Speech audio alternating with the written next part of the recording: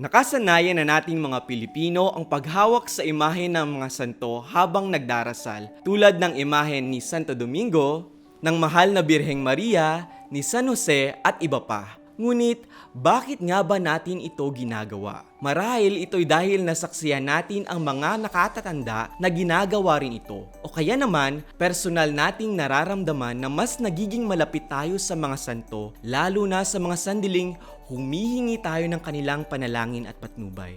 Ang paghawak sa mga imahe ng santo ay naging bahagi na ng ating debosyon sa simbahan.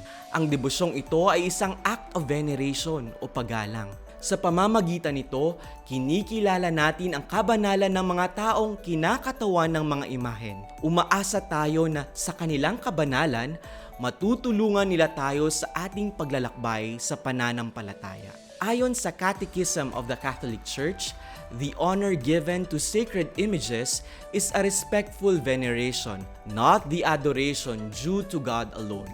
By rendering honor to the image, we honor the person it represents.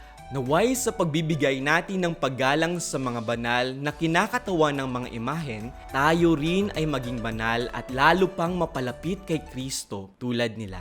Brother Jonas P. Medjavilla, OP po, para sa Shortcut. Bye for now!